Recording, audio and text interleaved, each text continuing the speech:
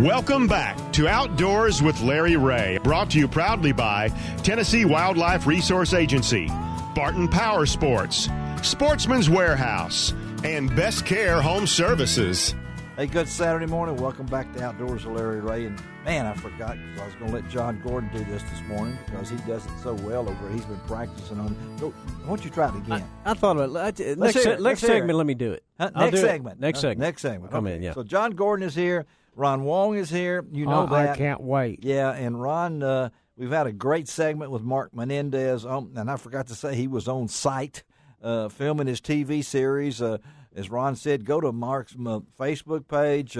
He's got a website, too, a great guy. And, you know, talking about something in West Tennessee that we're all concerned about. We'll be talking with them down the road on this. As the Asian carp. And we're going to talk to a young man right now that's been on the show a couple of years ago about another species of wildlife that there are concerns about. And now this is the third year of a program. It comes right out of the Tennessee Aquarium and the group over there, and thank Tom Benson for setting this up. But that's Dr. Josh Emen, and he's part of a third year of an alligator snapping turtle research in West Tennessee. Good morning, Josh. Good morning. How are y'all doing? Doing great. And I know your crew was here last week, right? Yes, sir. Okay, so how many people did you have out searching for alligator snapping turtles?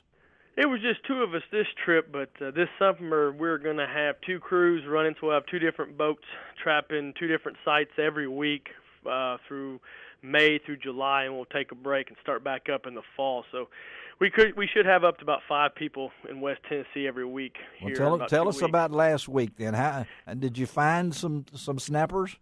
We did. We caught 2. One was a recap and one was brand new.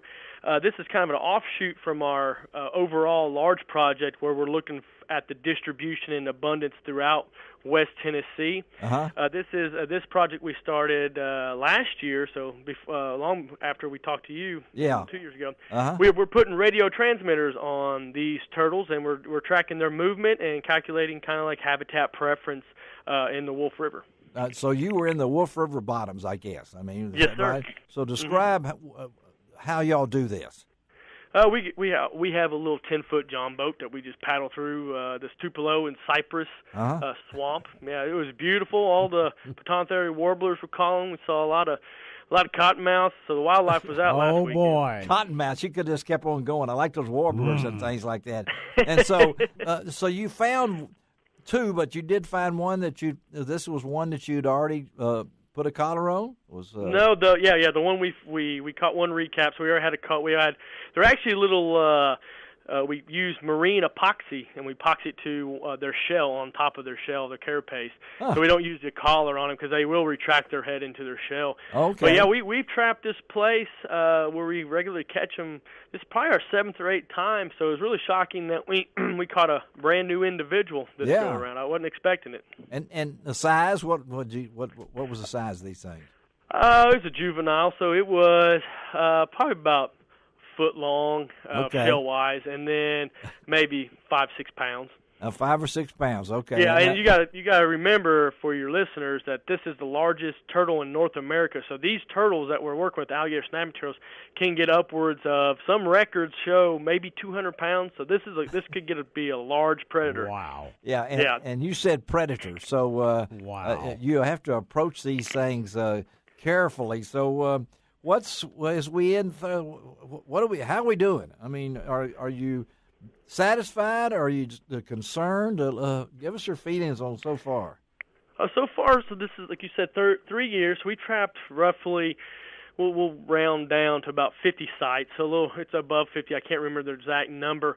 And we have several locations where we find them, but we're really going to focus this year primarily on rivers. Okay. We hit the Hatchie-Up decent and the Wolf. We're really going to look at the Obion and Forked Deer. But we're going to really get into these rivers this year because we're starting to get some reports trickling in from the past 2 years of commercial fishermen and some just regular day people who love to fish, catching them on their hooks. So we know they're there. It's just now trying to get them in a trap so we can mark them, get the measurements, and actually do some science with them. And why are we doing this? The Fish and Wildlife was being sued by a nonprofit out of Arizona to list them because this species from the 1920s up until like the 70s were really harvested commercially for their meat for turtle soup and a delicacy. And they used to pull, by all counts, hundreds of thousands of these turtles during that time period out of the wild. and so, I mean, in some cases could be 25,000 pounds of turtle coming out in some drainages. And turtles just don't respond well because they're such long-lived and it takes them a long time to reproduce. Their population just crashed. So in some areas they're not doing well. Like in Kentucky, they haven't found one for forever. Really? But places like Mississippi and Alabama and Louisiana, they seem to have a decent population. But here in Tennessee, nobody's really looked for them. So that was kind of the premise of our study was, let's get in front of this. Let's see what's here, how many we have, where are they, and give this information to Fish and Wildlife. And then who is partnership in this survey? I've worked with a good friend of mine, a Tennessee native as well from East Tennessee, Sevier County, Dr. John Davenport. He's a professor now at Southeast Missouri State, and we collaborate heavily with Rod Colvin of the TWRA. So do you have a grant to do this? Is this? Yes, it's through TWRA, and they get the money from the feds to do it. It's wonderful. And, again, we're talking to Dr. Josh Emen about the alligator snapping turtle research going on in West Tennessee. And this was a gourmet meal back in the early 1900s because if you get a 200-pound snapping turtle, that's a lot of meat. It definitely is. And it would show up, and I understand, in Paris and all these different places that and the meat is good. I'm not saying it's not something that you would shy away from, but at the same time, it's not easy. You don't pick the best days to do this, do you? I mean, you just like you said, you're out there for what time of the day for a full day?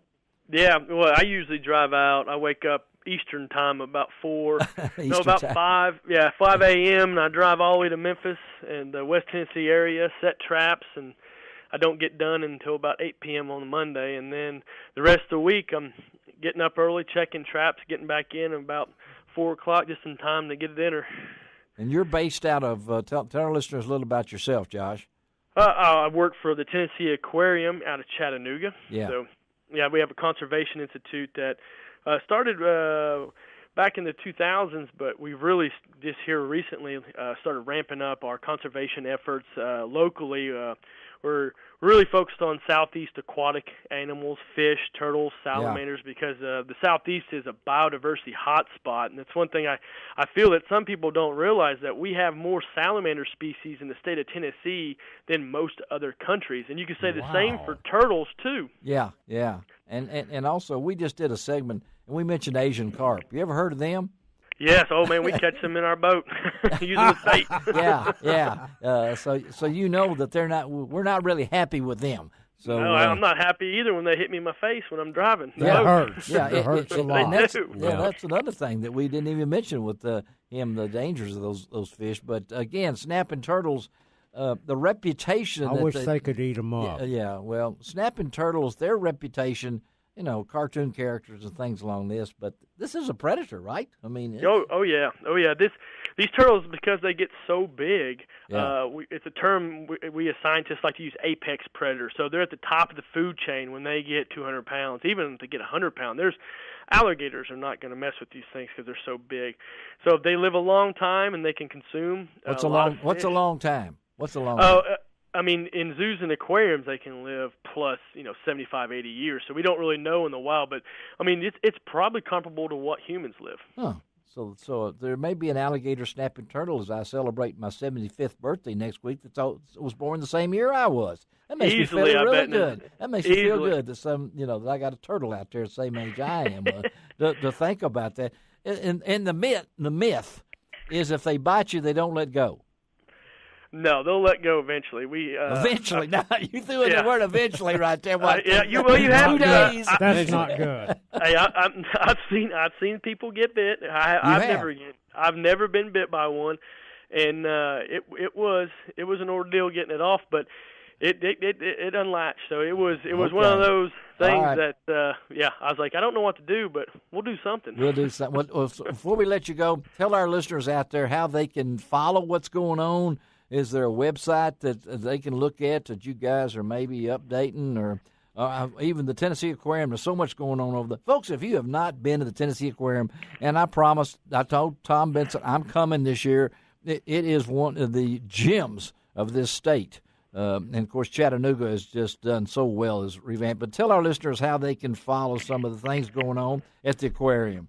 Well, one of the best way and easiest way that I find is through their Facebook, Twitter, and social media, because they're always posting fabulous pictures, and then I'll bring back pictures from the field, and they'll share it on their social media platform. Also, you can just go to the website, just Google Tennessee Aquarium, and they have a great website with lots of information. There's a tab that's like Protect Wildlife, Protect Water, and you can get a lot of good information on the things that we do. And you can also Google me, Josh Emen, and I have a website, and I have a real cool game, like an activity sheet for children if you want to check that out, about alligator snapping turtles. And on the back it has lots of information about alligator snapping turtles, what we do with them. And then the one question I always get is how you tell apart an alligator snapping turtle and a common snapping turtle. So I have that on my webpage, and it's my kids love it because they love mazes and connected dots and stuff. That's Josh, Emen. You can find that information. We're going to post some pictures that Josh, I want to get from him on our website, lroutdoors.com. Josh, thank you, buddy. Always good to talk to you. But let's hook up maybe later in the year and see how things are going, okay? Yes, sir. Yeah, anytime you're in Chattanooga, just give me a call. Have a great day. All right, let's take a break. Come right back. Put back to fishing. And we may sing happy birthday to this guy. We might do that. Be right back.